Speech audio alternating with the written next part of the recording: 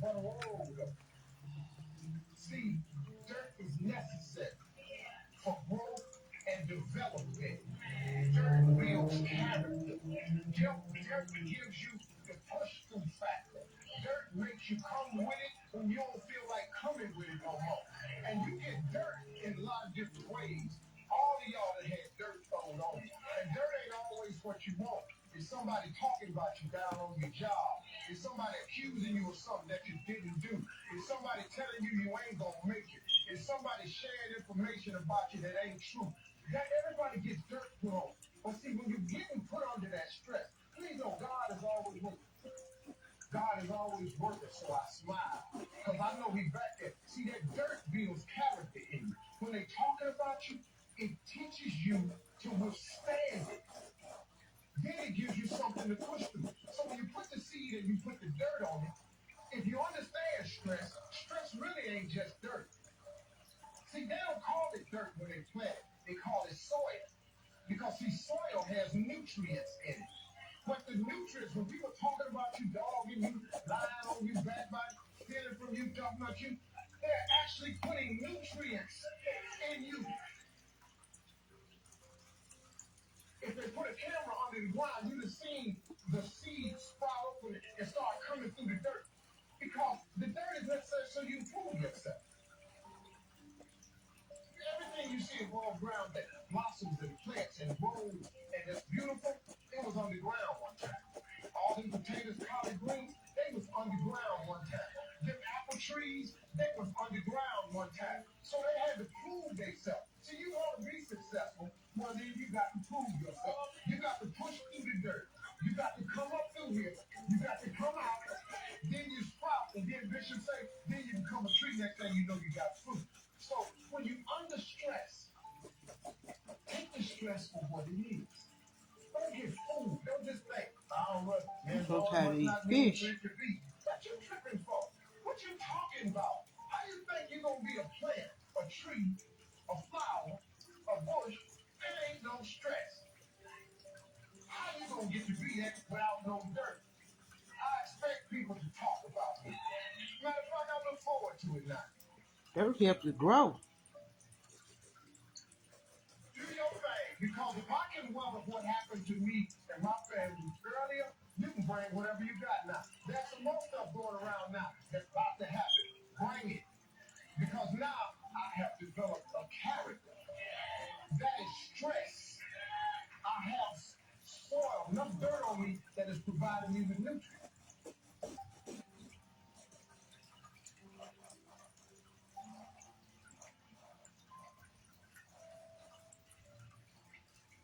Do you realize that every day you thought you weren't going to make it? Do you remember them days when you thought it was absolutely unbearable and you thought you wasn't going to endure that one? Do you know that your survival rate for every last one of them bad days is 100%?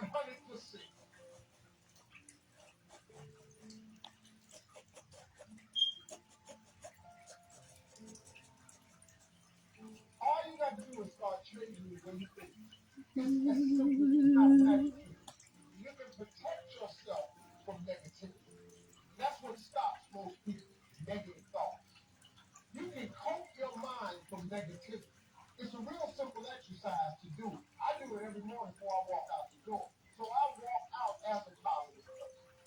You know, I get tired sometimes. That's different from being negative because I get mentally drained from my job at times.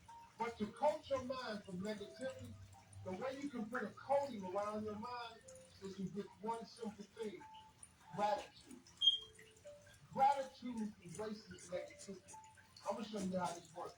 If you wake up in the morning and you start having negative thoughts, man, you say, I'm tripping, I just don't feel myself. Every time you feel in the middle of the day, you feel yourself doing that, stop, just stop yourself. And start going over in your mind everything you have to do. Not everything you want, everything you already have. Because what you have is substantial. You just haven't gone over the list and taken inventory in a long time. But the fact that you can walk, that's a blessing. The fact that you woke up, that's another blessing. The fact that you can see, think, read, somewhere and get yourself something to eat, that's another blessing. The fact that you can go and turn the key and call someplace home, that's another blessing. The ability to dream is a blessing. The fact that you have an opportunity to get it right is another blessing. The fact that you're beautiful, that's another blessing. The fact that you have any measure of health, that's another blessing. And I'm just talking to you, I already know. I can give you 50 things you ought to be grateful for right now. I don't even know you. Start coating your mind with gratitude. It'll change everything for you.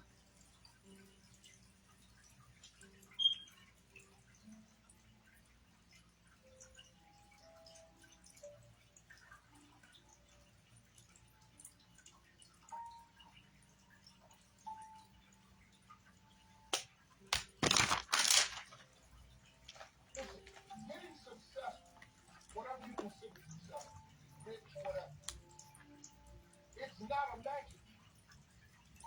It's not God picks certain people here make rich and certain people don't. He gives all of us as his children power of choice. You have a say-so in it. You can decide to be rich. And with God's help, how you do it. But you first have to think the difference between successful people and non-successful is here. I'm no better than nothing. I'm not the best person. I'm not the best Christian. God don't love me more. None of that. If you want to be successful, you have to change this. This has to change. Listen to me. It's not what makes it hard. It's your lack of belief that it can happen. The fact of it is, though, it's very doable. See, what you got to change, if you keep doing what you've been doing, you're going to keep getting what you've been getting. So if you're at a place in your life, I can't wait to do yours, Tanish. That junk gonna be so hard. That you're going to change. And it's not dependent on anybody else. It don't matter what your mama thinks. It don't matter what your co-workers think. It don't matter what your siblings think. It don't matter what your children think. It don't matter. They have nothing to do with it. This decision is yours and yours alone. There's two people born in the hospital. The person who's born in the hospital is going to get a child. There's somebody born in the hospital that's going to get it. You get to decide.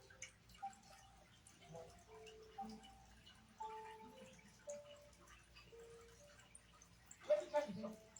You get to decide if I'm going to be rich, poor, mediocre, plentiful, happy, sad. You have a decision to make. Your mind, you this teach. Let me give you this so you can get on with your 2019. You walk in the house, you pick up the remote control. He teach you how to do it.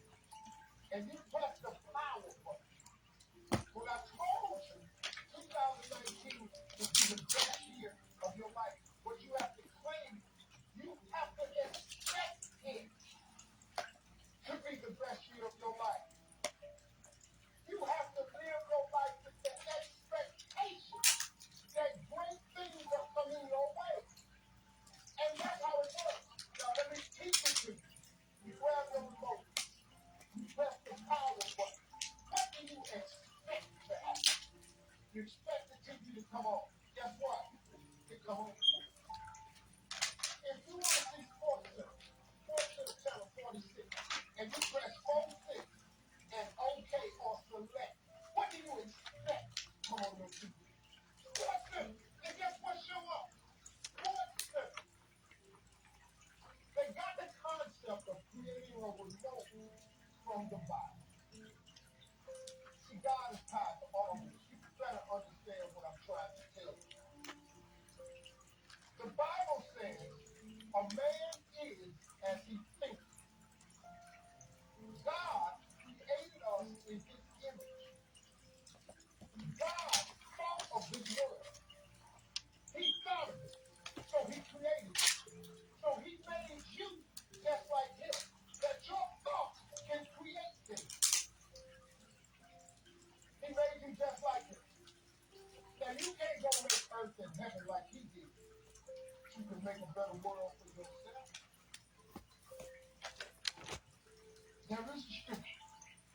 2 and 2. It says, write the vision and make it plain, so that he who reads it will run to it. And even though it tarry may take a long time, wait for it, for surely it will come at an appointed time. That's in the Bible. That ain't in the rich people's house. That's in everybody's Bible. The problem is everybody don't do it. But it's right there. But you gotta do it. I'm just telling you, if you don't do it, it's too hard. It's almost impossible. That vision board has changed. Well, everything I put on my vision board, I get. Everything. Now you have to understand something. It's not gonna come when you want it. It comes at the appointed time. That's the trick. But the appointed time is before we want. Because most of you, when you ask God for something, He sends it, He ships it immediately. As soon as you ask Him something, you really believe it, He boxes it up and He ships it to you immediately. I don't know what the package is. He never gives you the date that the package is going to arrive. He doesn't do that. He doesn't do that. Because if He told you the date that the package would arrive, it would destroy the requirement He has of all of us, which is faith. Faith is the belief in things that you cannot see. So if you ask God for $1 million and He tell you I'm going to give it to you in March of 2020, you wouldn't need no faith. You'd be talking to people crazy because you know in 2020, I'm going to be a millionaire. But He sent a million as soon as you ask for it. But it's going to come at an appointed time. Probably stop waiting on the time. Then when He gets to you, He delivers only to Faith Street. When He delivers to you on Faith Street, but you done stepped off of Faith Street, you over here on I don't see how circuit. You don't shift it. Instead of staying on Faith Street, you just stepped over here to I don't believe it Boulevard or it took too long Avenue. When the package comes to Faith Street, it's just like the post office and FedEx. If you ain't ever received it, you gotta go back. That's how it works. You have control of it. This belongs to you. This is yours. You're the captain, you're the master, you're the foreman, you're the general, you're the head. Don't give control of this to nobody, especially the devil. Do not let Satan come in here and function and operate, because he has one mission: keep you off course, to make you not think it's possible, to make you think that God don't hear you. His job is only to destroy you, to make sure that you don't become what God intended for you to become. That's the mission of the devil. Now, if you don't believe in the devil, this conversation ain't for you. If you don't believe in God, this conversation ain't for you. I'm not talking. I'm talking to people who are spiritually based. If you get control of this, that's why I'm telling you these two books.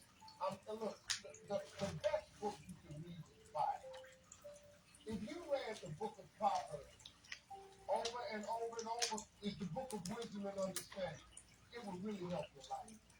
If you just read it. I'll be honest with you. That's the only book in the Bible I've read cover to cover. I've only read the book of Proverbs. I've read some scriptures every now and then. I only know 5 or 6 scriptures by heart. I'm just going to use it. But I've memorized these 5 or 6. And then 5 or 6 got me. I know a lot of people that know the Bible inside. I feel like very sure. You know why? Because they memorized it, but they didn't apply it. I have applied 6 scriptures to change my life. But these books that I told you about, Power of Positivity by Norman Vincent Peale and Magic Thinking Big by David Schwartz, you know what it does? It just teaches you how this works. Once you get this started, you can change it. Do you understand? Negativity, let me just give you this information.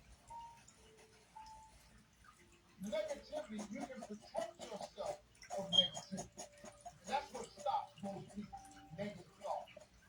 You can coat your mind from negativity. It's a real simple exercise to do. I do it every morning before I walk out the door. So I walk out as a positive.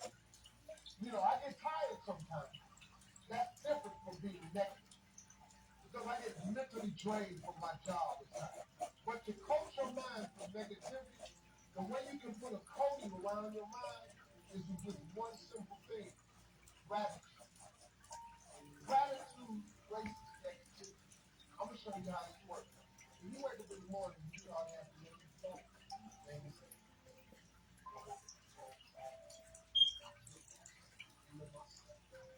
every time you feel in the middle of the day, you something, and start going over in your mind everything you have to do. Not everything you do, everything you already have. Because what you have is substantial.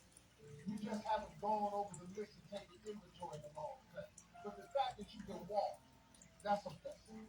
The fact that you woke up, that's another blessing. The fact that you can see, read, that's another blessing. The fact that you can go somewhere and get yourself something to eat, that's another blessing. The fact that you can go and turn the key and call someplace home, that's another blessing. The ability to dream is a blessing. The fact that you have an opportunity to get it right is another blessing. The fact that you're beautiful, that's another blessing. The fact that you have any measure of health, that's another blessing. And I'm just talking to you, I don't even know you. I can give you 50 things you ought to be grateful for right now. I don't even know you. Start coating your mind with gratitude. It'll change everything for you. God is good, man. You ought to give him a chance to work in your life. Thank y'all for coming. Let me tell you something before you go. Whenever people come see me live, I try to, I try to, I try to, I try to, I try to, I try to, I try to, I try to, I try to, I try to, I try to say something meaningful to people. And I'm in the lab business. That's my gift. That's what God gave me at birth.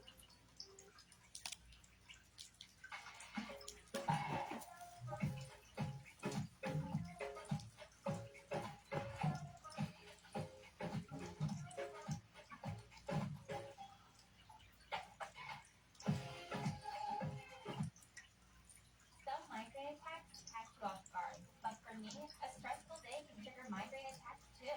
That's why my go-to is Nurtec ODT. It's the only migraine medication that can treat and prevent my attacks all in one.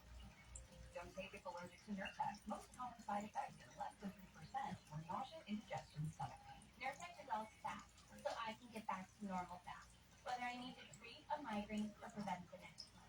Treat and prevent all in one. Helping people, first they get into stock, then they start a business, and then they get real estate. When the stock is like it's only a percentage of a great business. The people who aren't wealthy is because they don't own nothing. You only have your money sitting in cash. If your money is just sitting in cash, realistically, you're becoming poor every day. The key to wealth is through ownership. At about 9 or 10, I saw my mom get shot in front of my face. My early years was surrounded with violence. I saw my mom selling drugs. I saw my mom robbing. I saw my mom get robbed. I saw her get shot, and then she later on went to prison. Right, so I saw that early. At 14, my mom was in prison, and I lost my grandmother, which was who I was living with at the time. 14, I'm homeless. I'm just on survival mode. Like the world, I just want to get to the next day. I want to make as much money as I can so I can crack. So at 16, I go to prison for attempted armed robbery. But in prison, I had a fight with two of my homies. In prison, we fight for like 4 hours. Back to back, we just fight one after another. Like we just fight. And I go to solitary confinement. And this time, all these guys in prison is considered like one of the worst parish prisons in the United States, right? And I go to the cell and I meet this white guy. That was the turning point in my life. He's like, man, listen, man, there's a game being played. And you're playing a game that you can't win. For a minute, I just started thinking about the people who I knew that was in the street. Everybody lost. Everybody suffered the same thing. He has on a red and white band at the time. The red and white band means you're in federal custody. three things. Those are people do three things, man. They stop trading time for money. They make their money work for them, and they give as much value to people as they can. We got to deep into that. He said the reason why you give people so much value is because if you give them so much value, they'll never leave you. All people never need for anything as long as you give them value. And so I learned that as I got older. That part really didn't make sense to me at the time. But the money working for you part, I was like, what the? How do you make the money work? Again, all I know is how to go get money. That's all I know. So later on in that, he said, well, we in a cell for about 45 days. Every conversation with him about money and transition was always wealthy people who. So he said, wealthy people, what they hear is God. Let me hear this. When people ask me, how do I get into stock? Because I follow that rule. And so I just, my rest of my time in prison, I wanted to do that. I wanted to be a part of that wealthy conversation. And so what happened to me was it started reminding me of being in the street. Everything about it. And I heard this term one time that said the real gangsters are on Wall Street. The real gangsters are in government. Kobe. Damn. The reason why people think wealthy people or people with money are sinister is because that's what you kind of taught in the hood. Like you kind of taught like the people who really have money, like they did some wicked to get it. They did some backstab and cut, get it, and right? And so that same mentality now happens on a lower level, right? The hustling, the dope dealer. So now you think like, yo, I gotta do finish to get money. And then the people who are successful in the drug game, they're looking at the people at the top like, damn, I want to do that. So the people at the bottom never get a taste of that. And so now we just kind of living on the ambition. And so now the people who are in the middle who working, they're like, other people with money, they all crook. They all, because being at the bottom teaches you to envy people at the top. It just happens. It's something that moves down there, right? It's kind of like you cook. I don't know if you had gumbo before, right? But it's kind of when you cook food, right? The base goes to the bottom. And so most people live in that bottom, never knowing how they'll get up there, right? I remember, so when I was working in New York City, I remember having this moment where I was like, wait a second, this is not an intelligence problem. Intelligence is evenly distributed. Like, I remember saying to my wife, the next Elon Musk is going to be found somewhere in company. The problem is, he doesn't believe in himself. And so he's not going to do anything. And so I became obsessed with this idea that generational poverty is not about money, it's about mindset. Now, it will manifest as money, but it is that. So I remember I had one kid come to me, and I was the first person that told him, you can be successful. Like, what? Why do you not think you can be successful? It didn't even make sense to me. And he was like, well, my mom always told me that the world didn't want to see people that look like me succeed. And I was like, all right, what? I'm like, even if your mom had good intentions, that is the worst advice ever. Because if you think you can't be successful, that will govern the way that you move. Right? So Kobe Bryant, people that have listened to me for a while, heard this quote about him. The boobs don't block them. The world can hate you all they want. But if you're good enough, think about this. The best basketball players in the world were paid millions. 2022, let's talk about the updated version of how to make $2,500 to $25,000 a month. Millions of dollars to stop Kobe Bryant from scoring, and scored 81 points in a single game. 81 points. We've got 5 people paid millions of dollars actively trying to stop, and they can't because you've gotten back there. That to me is the game of money. People can not want you to succeed all they want, but if you out-invest them, they can't stop you. So if people are not encouraging you to read, you're not going to read. What happens is now, no one now believes that it's possible. Once you keep passing that down, you start accepting the lower level. And then there's a few of us or a few people who say, no, I'm an outlier. Like, I'm not going for it. And then whatever happens, I'm with it. You feel me? So for me, again, one of the greatest things that happened to me was my mother telling me, like, the world is wrong. And you got to get how you live. But I also saw my grandmother be a legal entrepreneur. So I saw it from both worlds. So while I'm in prison, I pick up a habit of reading. That was the game changer. On the streets, I never had an opportunity to just sit down and read because I'm always trying to survive. In prison, there was no longer a survival working in the laundry. And so your clothes don't really get clean, so I found a hustle. Yo, I wash the clothes a week with $5 or $25 a month. So that gave me a whole another set of money. And then I started being like a numbers dude. How big I got the numbers, the betting, I became a numbers guy. So I used to get up in the morning and watch CNBC. So now you people in prison, they love to watch them get arrested. And so I would have to get up before them to watch like Squad Box and Jim Cramer. I'd be like, man, all this money. And then I recently like, something gotta change. Something gotta change. And so I just started listening to them every day and I started comparing it to the streets. A good business is just like a good hustler. A good business has great products. They have great clientele. A great hustler has a great product. He has consistent clientele. A good business on the stock market has what's called a moat, a competitive edge that keeps his competitors away. A good hustler on the street is going to have that competitive edge, but they be like, nah, yo, I ain't rocking with you. I'm going to just wait the trap come back, right? So there's the competitive edge. A good business has a good branding. My name is good, right? So a good hustler on the street, yo, Trap got that blue magic. I'm good on you. Like, if I can't get Trap, I'm going to just do Trap. But Trap got that blue magic. That's what I'm rocking with. Branding more. Like I said, a great business on the stock market has more assets, more liquidity than debt. A good hustler on the street is if you don't learn how to fund your business, if you're operating where all you have is read up money, you're not going to last long.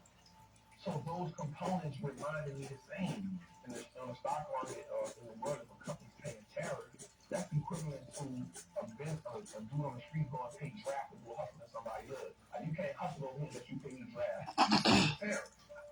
The same thing. Yeah. So once I broke the game down to where that I can understand it, it wasn't about me just being brilliant. It was like, how do I make the game winnable for me? Like, once you start understanding the fundamentals, you give yourself power. Because you now understand, like you said, you see how the machine works, right? And so most people look at the machine in marbles and say, most people look at the stock market. 98% of the people I know look at the stock market and say, yo, that's not a game I can play. I'm staying away from it. I know. Out of almost 5,000 friends, mama don't even like me. Y'all don't like y'all self. So we look at Love me. banks, like we understand that banks don't necessarily work in our favor. Oh, hate to like me. Banks only give us 0.05% interest on the money we have there. Or we can get 8% just by putting our money in the index fund. So why would I just sit my money in the bank? Well, I'm going to keep it in your face. I'm good at what I do. So they now operate as a plug. They operate now as Her and art. I'm gonna make my money. I'm gonna take the cut. I'm gonna give you just enough to keep coming Anything back. else? I don't go to the plug. Who's the plug? The stock market. The relationship with money in my community is you make money just enough to pay bills. And so once you get tired of paying bills, you say, you know what? I need to treat myself to something. Right? No matter if I gotta go in debt, no matter if I need to treat myself to something to take this misery away. So you treat yourself to something that you can't afford at the time, right? But it makes you feel good in the moment. And so because it makes you feel good, you say, you know what? I'm living. This is a reprieve from everyday struggles. So that the mindset comes in and says, everybody around me has the same problem. No one represents the solution. So if I don't change something, I'm only going to end up like everybody else I know. Somebody has a solution somewhere. There's too many people out here living the life they dream that I'm watching. They know something I don't know. And the only thing that they had was access to a different type of information. In 2010, What do I want? I want to know myself, and BetterHelp makes that possible. BetterHelp is an online therapy platform with a network of over 25,000 licensed therapists, making it easy to find a therapist that will meet you right where you are. All you have to do is fill out a quick questionnaire to tell them a little bit about yourself. What issues are you going through? And what do you want in a therapist? Every question helps the platform connect you with a licensed therapist that can meet your individual needs. And the privacy that BetterHelp offers is invaluable. Being able to go to therapy in the comfort of my own home makes it possible for me to feel safe. And during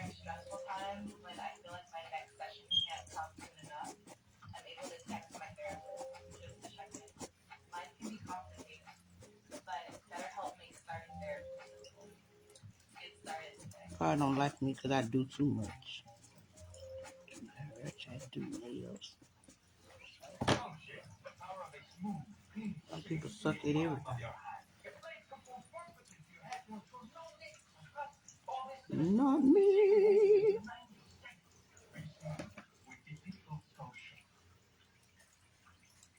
This app I'm home from prison. Like, I'm home from prison. I'm back in the street. I love what I do. That's why I be easy. I have the information. I don't have the money. Right? I'm like, well, I gotta get the money. My daughter be cheating in 2010. They get. Ain't nobody teach me. I taught myself. Supposed to be chasing money, but you chasing bitch. Real bosses don't talk, we just sit back and listen. Stack that. You ain't learned the lesson. You ain't learned the lesson. And I was like, man, hold on. I knowledge, I got information. I still fell victim to the things everybody around me knew. So therefore, the knowledge that I had wasn't powerful because it wasn't applied. So I was fortunate, God bless me. I wound up getting found out guilty because it's called food for poison street. So they kicked in my door, but they didn't have probable cause because they stopped me in my truck, didn't find nothing on it. So they went to my house, kicked the door, and no search warrant. So now everything you find is going in. So now I get it. I'm so sick of them fish. Y'all can have them hoes. All they do is fight. I'm going to flush them down the toilet.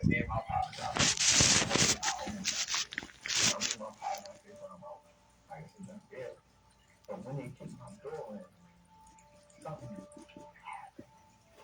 They took my truck. They took my money. So I worked as an iron worker, building stadiums and power plants. It's crazy because I was making good money. $2,000 a week, that's good money to somebody. Yo, $2,000 a week, yo, that's dope. 2,000, 2,500, I did amazing. I started saving and investing 70% of my money. I was living bare minimum. I was like, if I'm gonna change, I gotta make like the hard choices. It's hard for people to make sacrifices because you gotta now go ahead and do without some of the things that give you that momentary gratification. That's simple. That's what keeps you alive. That's what keeps you going. Just to go on vacation one time a year. To get these pair of shoes that ain't costing $1,000. No, I can't afford them. But I worked so hard. I need that just to keep giving something. You have a phrase, Wall Street looks like us. Wall Street looks like us now. There's another phrase you say, but you should like put that same like stamp on it, is I own that. I own that. Because you talk about stocks in a way that sounds so rad. Where it's like you refer to yourself as an owner of the companies, and the thing is, it actually is true. Like you're not playing a religion. It is true. I can't help it. I'm Essie. I'm not a liability. Than having a cool pair of kicks and say I own the company that I got a lot of ways that I can create revenue. Right? It's really, really powerful. Explain that basic idea. I'm a poet too. That might not quite put it together that stocks really are owning that company. So I actually got that term from Warren Buffett. In one of his meetings, it was a 1995 shareholder meeting, and he said that he owning the stock is like his owning. I'm just trying to see why I got And so once I understood that, 6,200 followers. I understood that the key to growth is How the fuck y'all follow somebody y'all don't even like, or scared to support, or scared to like? you only have your money saved in cash. Weak ass. If your money is just sitting in cash, realistically, you're becoming poor every day. Or they own depreciating assets. And that's what cash is. It's a depreciating asset because the more money they print, the more money that money loses value. So it's just it's the reason why the bank wants you to have your money there. So they can take it and use that and invest it so much. And be like, hey, just sitting, I'm gonna give you 50 cents on whatever you got in there. And so the idea of ownership was, look, we can just start owning everything that we, no matter if it's just a stock. Like that's powerful. Because if you can start owning the businesses that you now consume every day, you turn a one-time transaction to a lifetime of profit. And that was major for me. Because if I go to the store and buy a pair of Nikes, that's a one-time transaction. In order for me to get something from them again, I gotta come back and buy another pair of Nikes. But if own the Nike stock, as long as I own it, it's a profitable vehicle for me. So that one-time transaction can become a lifetime of profit if I own that business. If I'm gonna buy an Apple, if I know I'm an Apple user, if I know I got the phone, I got the AirPods, I got the MacBook, I got the PC, I'm excited when Apple's about to drop something. Why wouldn't I own it? As much of it as I can, right? Like if I understand that concept, if I know people on America has one of the biggest trash problems in the world. Right? So if I know that waste management is a company going to be forever because we aren't going to stop throwing things away, why don't I own that company? Because I want everybody to throw things away. And so now instead of me getting excited about Apple lines being around the corner because it's a new phone, I'm like, yo, right? So when I hear a company like Waste Management has bought 40 acres of disposable land for another landfill, I'm excited about that. And another great thing about the stock market is, for me, it now makes me pay attention to the world. And so now I understand what's going on in the world. I started learning business cycles, market cycles.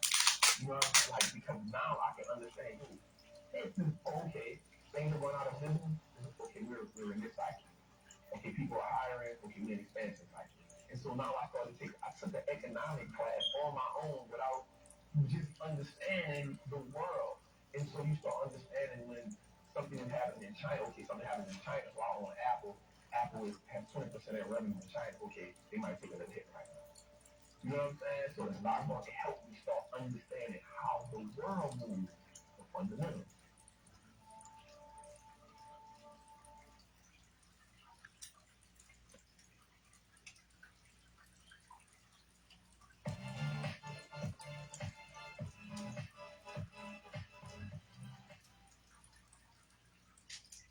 Knowledge is what gives us leverage in life. It's not about how strong you are. It's about what you can learn. And then how can you actively apply that? I have this acronym called FEAR. Finally exiting average reality. Right? And what happens is, until you can overcome, some people actually fear success. Success comes with a lot. Right? But until you can overcome that average reality that you live in, no matter what you're on, once you become comfortable there, it becomes average. Anyone can live in average. Everyone can live in mediocrity. Right? Then there's those outliers who consistently push themselves to go to the next level.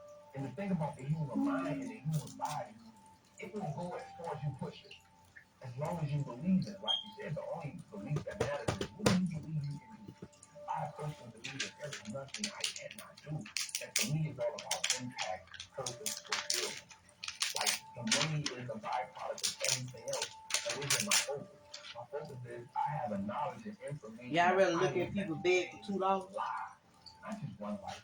Not just like live. Well, people kill people. Y'all don't like positive stuff. By consistently learning, finding new ways to put that information out there, being able to open up, being able to be vulnerable. I'm too blessed to be negative. People connect to knowledge in a way that they can see two things that help people: imagery and vocabulary. So for me, it's always about how do I attain as much? It's always a challenge for me.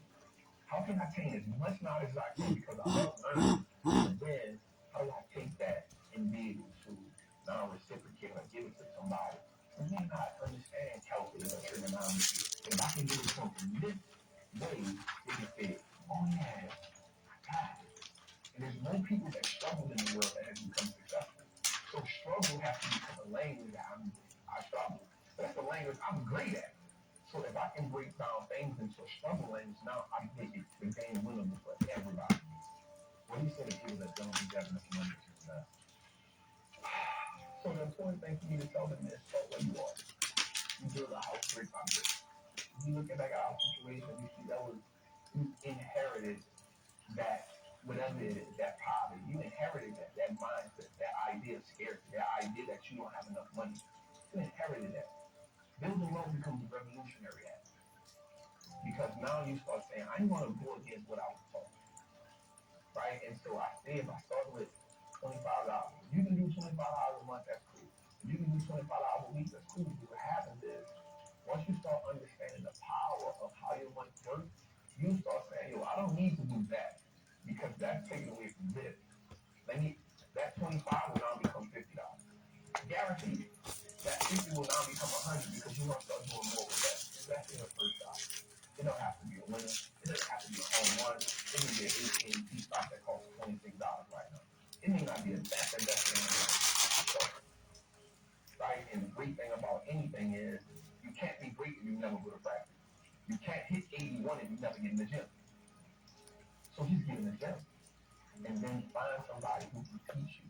Be dedicated to understand the process. We have to understand the power in learning and being educated.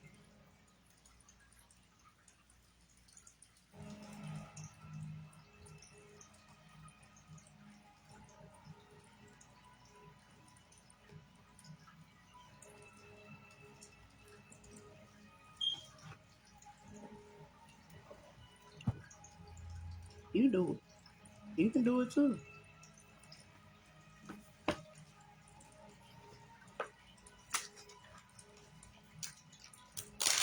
I know y'all ain't gonna watch it like it. Cause it ain't no killing. What y'all thought I was killing somebody?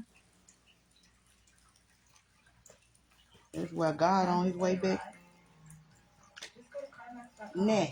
enter your info, and get a real offer. That's good for 7 days. If you can wait that long. That's car selling in action. CarMax.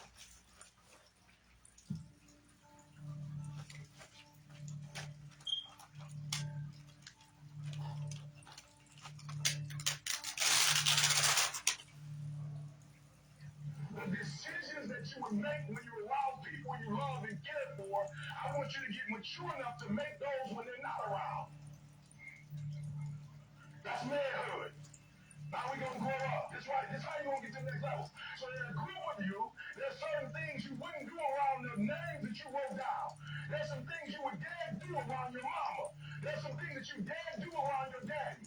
There's some things you dare do around your grandma. But when your grandma's not around and you're hanging with your friends, now you're doing some stuff that maybe you don't even want to do. But you're giving up your decision because you want to be affirmed. Nobody knew who Eric Thomas was when I was following the crowd. Nobody knew who Eric Thomas was when I wasn't making certain. I dropped out of high school. It was the worst thing I've ever done in my life. It has nothing to do with school. I don't like school. Well, it was the worst decision I ever made to drop out. Why? Because my mom got pregnant with me at 17 years old. And my mom got kicked out. My grandma had 14 kids, south side of Chicago. 3-bedroom house, 1 bath. My grandma told my mother, either you get on welfare or you gotta go. And my mother said, this is the 2nd generation of welfare. I won't be the 3rd. A decision. My mother made a decision. She said, I'm not mad at you, Grandma. I'm not mad at my mama. But we're not going to raise another generation on welfare. So my grandma kicked her out. Y'all got to hear what I'm saying. My mom went through a whole lot to have me. Everybody told her, you 17. You too young. Get up. Get an abortion. And I'll never forget when I got kicked out of the Detroit public school system. They called my mom up here and said, look, we got to have you come before we can kick him out. This is his 3rd strike. And I'll never forget being at that school.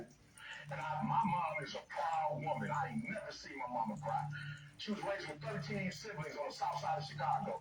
I've never seen my mother cry. I've never seen my mother beg. My mother begged the principal. I've never seen it. My mom begged. I've never seen it after that. I've never seen it again. My mother begged that principal to let me stay in school.